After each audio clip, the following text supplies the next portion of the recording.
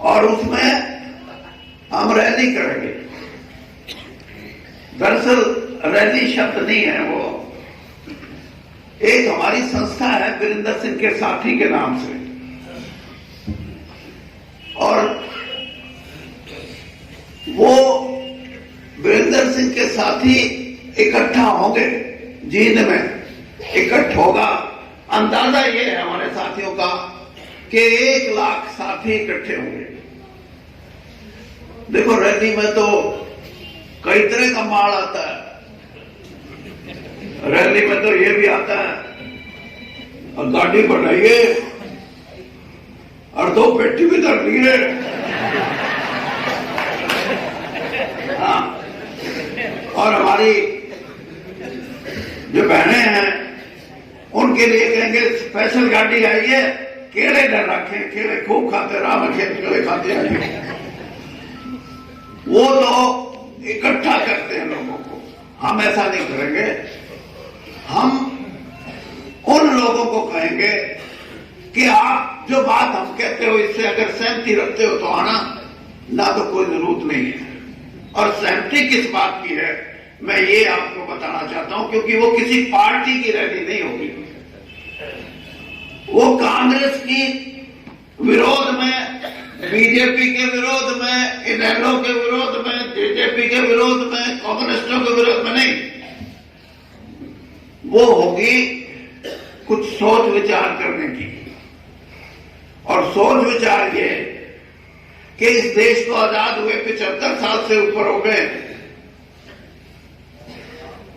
लेकिन आजादी से पहले की जो समस्या है कि आज भी यूं मुंह बाएं खड़ी है।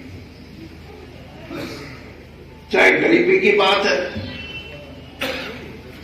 चाहे बेरोजगारी की बात है, चाहे भ्रष्टाचार की बात है। नेता लोग भी कह देते हैं, अपने भाषणों में कहते हैं कि देखो भ्रष्टाचार खत्म तो नहीं हो सकता, कम हो सकता है।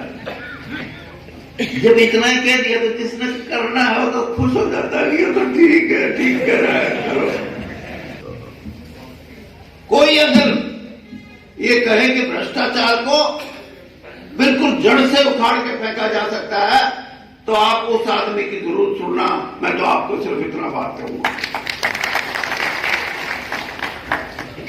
और ये होगा, हमारा समाज बदल रहा है, नई रोशनी है। आज के जो नौजवान हैं उनके मन में बहुत सी ऐसी बातें हैं। देखिए पंजाब का इलेक्शन हुआ,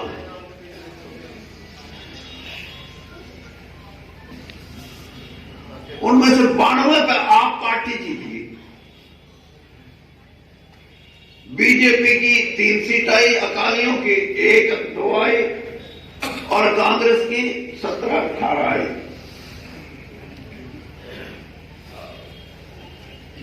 ये होने की बात है कि वहां का वोटर ये कहने लगा 35 साल हो गए, लुट गए, कोई बात समझ नहीं आती।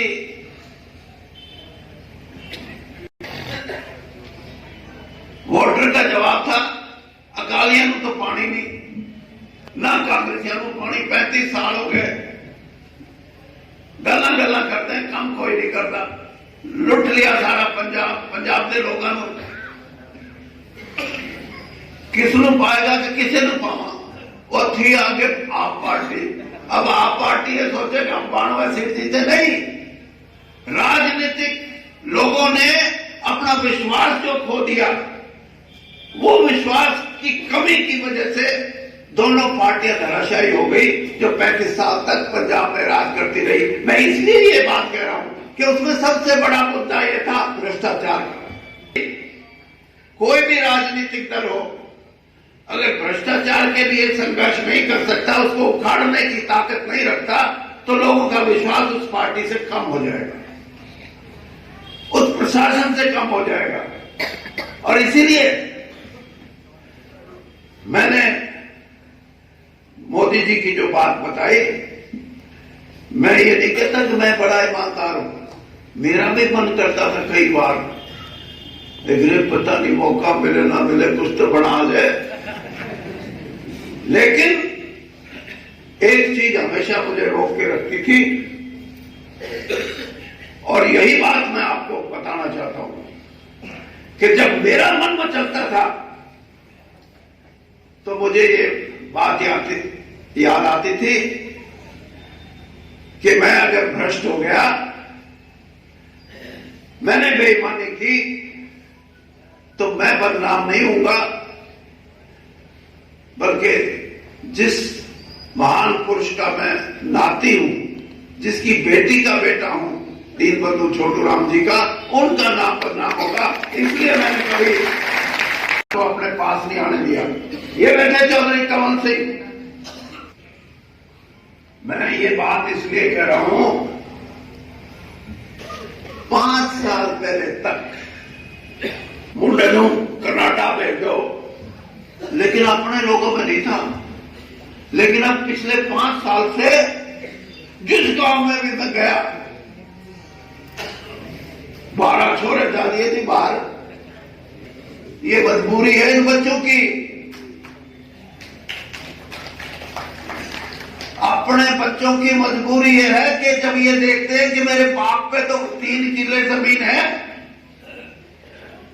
और हम तो 2 भाई और 1 बहन है, हमारे माटे में तो 1 किला आएगा, तो उसका दिल टूटता है। रोजगार की तरफ देखता है तो रोजगार नहीं मिलता।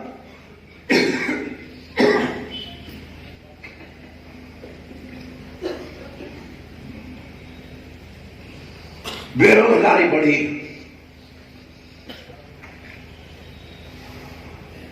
अब ये कैप्टन साहब तो बुरा मान, मैं मुख्यमंत्री जी को भी कई बार कहा कि आपने ये क्या कहते हो, मेरिट करेंगे, हम कहा मेरिट, प्रोफेसर लगाना हो मेरिट करो, डॉक्टर लगाना हो मेरिट करो, साइंटिस्ट लगाना हो मेरिट करो, अच्छा टीचर भर्ती करने हो मेरिट करो, एचपीएससी में अफसर लगाने हो मेरिट करो, लेकिन चपड़ासी, चौकीदार, इनकी मेरिट का क्या जरूरत है?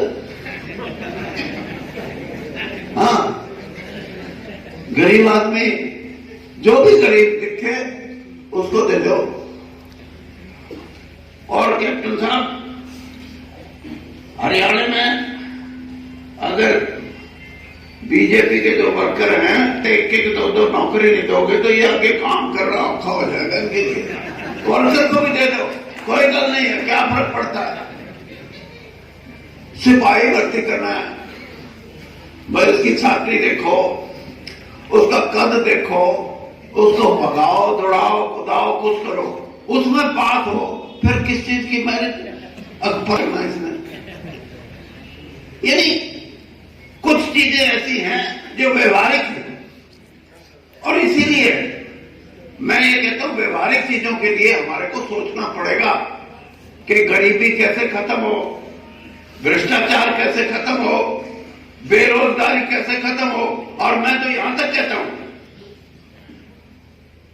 कि अगर हमारे बच्चे विदेशों में जाना चाहते हैं तो उनकी इसी दुर्घटना करो। डंकी फ्लाइट का मतलब यह कि गलत तरीके से जा रहे हैं बेचारे। जो भी सरकार, हरियाणा सरकार को ये चाहिए, और मैं कांग्रेस का घोषणा पत्र तैयार करने का चेयरमैन था, तो मैंने ये बात उस वक्त कही थी कि अगर हम सत्ता में आएंगे तो 3 चीजें करेंगे। जो विदेशों में जाए, एक तो रोजगार के लिए जाए, एक बड़ी पढ़ाई के लिए जाए, उनके लिए पासपोर्ट बनवाना, उनके जहां जाए उस पर वीजा लगवाना, और कोई सरकार, विदेशी सरकार ये कहे कि हमारे को गारंटी चाहिए, तो हरियाणा सरकार की गारंटी, ये 3 चीज नौजवानों के लिए कर दो, वो गलत तरीके से नहीं जाएंगे, और मां बाप के लिए भी बहुत बड़ी बात है। तो मैं ये चीजें कि 23 तारीख की जो हमारी वीरेंद्र के साथी वीरेंद्र सिंह के साथी के नाम से कार्यक्रम है, उसमें इन चीजों का समाधान क्या आपने दिया था। उसमें एक बात कही थी कि लाल बहादुर शास्त्री जी ने नारा दिया था जय जवान जय किसान का, और 1996 में उस नारे में एक चीज और जुड़ गई, जय विज्ञान। और प्रधानमंत्री जी ने कहा कि चौथी चीज मैं जोड़ता हूं, उन्होंने कहा कि जय अनुसंधान। और जय विज्ञान और जय अनुसंधान, अनुसंधान का जब नाम आता तो एकदम दिमाग में जाती है साइंस, मेडिकल। हमारी रैली में हम ऐसे अनुसंधान के माध्यम से ऐसे समाधान देना चाहते हैं, हमारी इस सोच को मान लेगी उस पार्टी के साथ लोग जुड़ेंगे, जो नहीं मानेगी तो उनकी मर्जी। अब अनुसंधान क्या, एक आपको एक बात बताता हूं कि जैसे डॉक्टर है, डॉक्टर जो भी भर्ती होगा उसको गांव में भी नौकरी करनी पड़ेगी, शहर में भी करनी पड़ेगी, लेकिन पाबंदी नहीं है। गांव वाला जो डॉक्टर है किसी पीएचसी में, सीएचसी में एमबीबीएस डॉक्टर, बदली तो उसकी वहां हो जाती है, लेकिन अपना डेपुटेशन शहर में कराएगा, क्योंकि शहर में बच्चे अच्छे पढ़ेंगे, उसके अच्छी आबो हवा होगी, बिजली 24 घंटे रहेगी, मकान बढ़िया होगा। कि गांव के आदमी को किसी की मां, किसी का बाप, किसी का दादा, किसी की दादी अगर गंभीर अवस्था में बीमार है तो उसके पास कोई समाधान नहीं, क्योंकि जो अस्पताल खोले हुए गांव में पीएचसी सीएचसी के नाम से, वहां कोई डॉक्टर नहीं है। ले जाओ, कहां ले जाओ? तुम तो कहते चलो हिसार, मारे वाले कहे चलो पटियाला, कोई कहे चलो दिल्ली पीटीआई, और कैथल कुथल की तरफ कहे चलो लुधियाना। इसका समाधान कुछ कर लो नहीं हो सकता, एक बात से हो सकता है। ये मेरा ख्याल है, आप उसको कितना सराहोगे मैं नहीं जानता, लेकिन इसके ये अनुसंधान से है कि हरियाणा में अगर 2000 डॉक्टर लगाने हैं, डॉक्टरों की जो वैकेंसी निकले, 100 डॉक्टर लगाने हैं शहरों में और 1250 लगाने हैं गांव में। जिसने गांव का डॉक्टर बनना हो वो उन 1250 में फार्म भर दो, जिसने 750 शहर का डॉक्टर बनना हो 750 उनका फार्म भर दो। 2 कार्डर हो, एक रूरल कार्डर और एक अर्बन कार्डर, और उसमें ये लिख दो कि रूरल कार्डर का, अर्बन कार्डर का शहरी डॉक्टर जो होगा उसकी तनख्वाह, तो गांव के डॉक्टर की तनख्वाह 1.25 लाख से शुरू होगी, सब वहां रहेंगे। और ये सिर्फ डॉक्टर की बात नहीं, नर्स भी, पैरामेडिकल स्टाफ भी। मैं ये बात इसलिए कह रहा हूं कि जब तक ये व्यवस्था नहीं होगी तब तक आप डॉक्टरों को अपने साथ हालात और, तो ये समाधान है समस्याओं के, और इन समाधान के साथ सबसे बड़ा आपको एक मैं याद दिलाता हूं, ये जो कांग्रेस पार्टी ने जब 2019 का चुनाव हमारे को सत्ता में लेके आओ, हम आपके बैंक में 72,000 रुपये जमा कर देंगे 1 साल के। याद है? कांग्रेस पार्टी के हम 72,000 रुपये, और कल या परसों राहुल गांधी ने यहां दोबारा भी पानीपत में ये बात की। इस बात को मैं समझाना चाहता हूं, आप ये मत सोच लेना मैं राहुल गांधी के गीत गान ला के आता हूं आपको, क्योंकि आप प्रबुद्ध वर्ग से हो। दुनिया में अगले कुछ सालों में नौकरियां खत्म हो रही हैं, और तो और जहां 1000 आदमियों की जरूरत है, वहां 10 आदमियों से काम चलने के ऐसा सिस्टम। मेरे को, मैं एक आर्टिकल पढ़ रहा था अभी, नैनो टेक्नोलॉजी, आपने सुनी होगी, नैनो टेक्नोलॉजी के जरिए सर्जरी होती है, जिसमें पहले डॉक्टर होता था और ऑपरेशन हो जाएगा। अब मैं वो अमेरिका से आर्टिकल आया हुआ था कि अब नैनो मेडिसिन का एक काम शरीर में लगा देंगे, चढ़ा देंगे उसको, और जितनी भी बीमारी है वो नैनो मेडिसिन जो है उस शरीर में उन बीमारियों को खत्म कर देगी। ना मलेरिया होगा, ना टाइफाइड होगा, ना कोरोना, तभी रोड़ा मुक जाना। तो फिर तो कोई बीमारी से कभी मर सकते, फिर कैसे मरेंगे? तो कहने लगे नहीं, कोई किसी को गोली मार देगा तो मरेगा, एक्सीडेंट हो जाएगा उसमें मरेगा। लेकिन मैं ये बात इसलिए कह रहा हूं कि अगर ऐसी परिस्थिति बढ़ती है तो नौकरी शब्द को आप अपनी डिक्शनरी से निकाल देना।